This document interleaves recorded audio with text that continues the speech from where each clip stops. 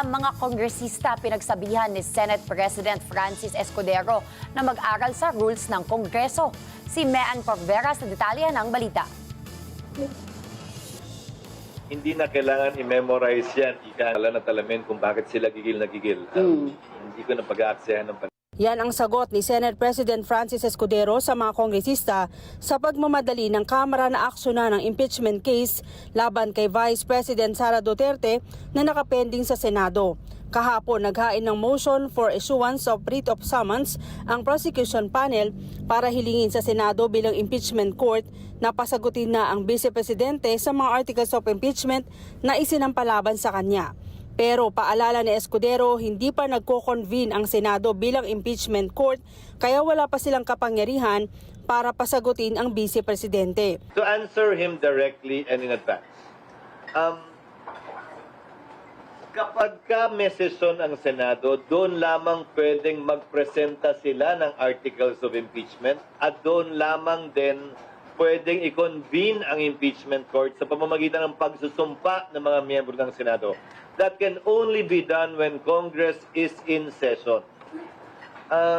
Hindi yan pwedeng gawin habang recess. Pinasaringan rin ni Escudero ang mga mambabatas na tila hindi alam ang rules ng Kongreso. Malakian niya ang pagkakaiba sa kanilang trabaho kapag may sesyon at nakareses ang dalawang kapulungan ng Kongreso. Si Congressman Nonoy Libana naman, magkasabay kami sa Kongreso pumasok noon. Hindi na para sa akin ituro sa kanya ang pagkakaiba ng pagkakaroon ng sesyon at pagkakaroon ng recess. Dahil isa rin ako sa sumulat nung ako'y unang kongresista pa lamang ng rules ng Kamara. Tulad lamang yan ng Senado. Otorisado ang Kamara. Nagka-quadcom, tricom at kung ilang com nga sila na hearing sa House. Pagaman recess, ganun din kami. Kahit walang sesyon. Sabi ni Escudero, handa naman silang makipagdebate sa mga kongresista kung kukwestiyonin ito sa Korte Suprema. Pero babala niya baka magpahina lang ito sa kaso ng Kamara at maging batayan ng kampo ni Duterte para kwestiyonin sa Korte Suprema ang kanilang magiging hakbang.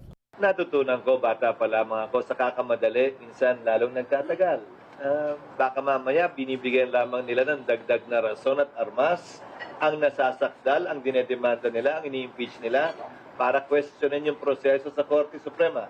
I would rather be more prudent and more closely faithful to what the law provides than go through these experimental procedures that they would want us to do at this point in time. Mean Corvera para sa Mata ng Agila, matatag, matapang, matapat.